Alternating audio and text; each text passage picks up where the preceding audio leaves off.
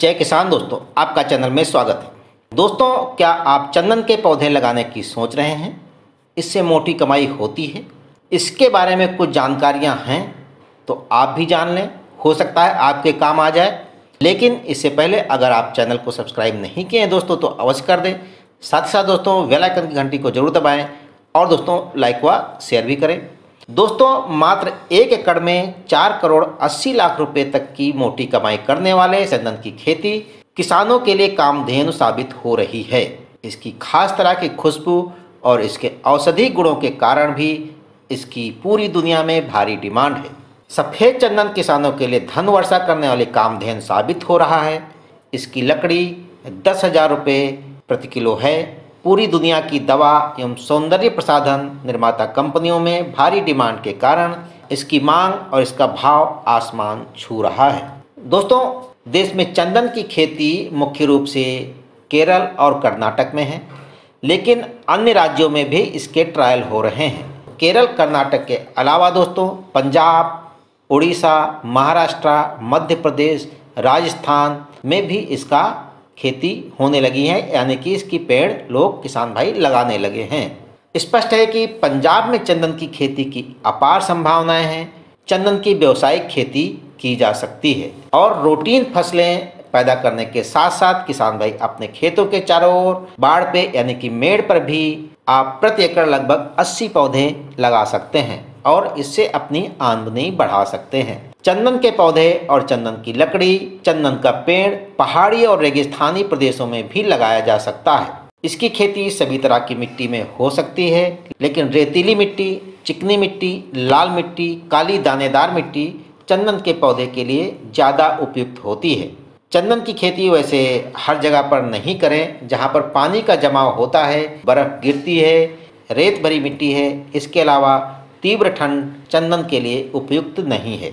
इसकी खेती कश्मीर के लद्दाख, राजस्थान के जैसलमेर में नहीं किया जा सकता है, बल्कि पूरी देश में चंदन की खेती की जा सकती है। चंदन की खेती दोस्तों कैसे कर सकते हैं? खेती के लिए मिट्टी के साथ पौधे का चुनाव करना महत्वपूर्ण रहता है।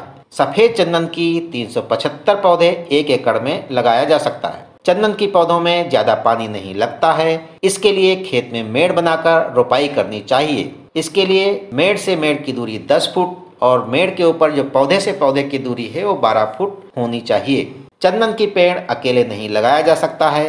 अगर अकेले चंदन का पेड़ लगाया गया तो ये सूख जाएगा। इसका कारण है कि चंदन अर्धपरजीवी पौधा है, मतलब आधा जीवन के लिए जरूरत खुद पूरा करता है और आधे जरूरत जो है दूसरे पौधों की जड़ों पर निर्भर रखता है। इसलिए जब भी चंदन के पेड़ लगाएं तो उनके साथ भी अन्य पेड़ भी लगाएं।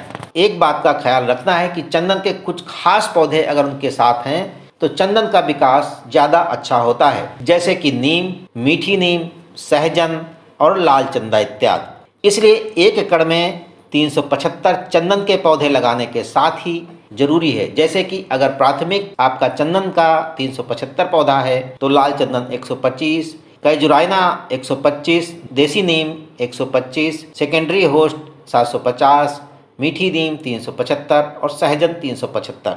चंदन की खेती के लिए बीज तथा पौधे दोनों खरीदे जा सकते हैं। इसके लिए केंद्र सरकार की लकड़ी विज्ञान तथा तकनीकी संस्थान यानी कि institute of world science and technology Bangalore में है। यहाँ से आप चंदन की पौधे प्राप्त कर सकते हैं। इसका पता मैंने डिस्क्रिप्शन में दे दिया है, आप वहाँ से जाकर जानकारी हासिल कर सकते हैं। दोस्तों, चंदन की खेती अवैध नहीं है। इसकी खेती करने वाले किसानों में कई भ्रांतियां रहती हैं कि इसकी खेती करने के लिए सरकार से लाइसेंस लेने की ज़रूरत पड़ती है, लेकिन दोस्तों चंदन की खेती के लिए किसी भी तरह का कोई लाइसेंस लेने की ज़रूरत नहीं है।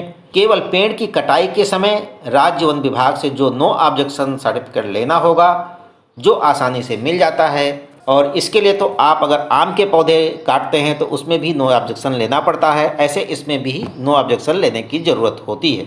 दोस्तों, ये तो रही चंदन की कुछ जानकारी जो हो सकता है आपको फ़ायदेमंद हो, यानी आपके लिए बेहतर साबित हो सके।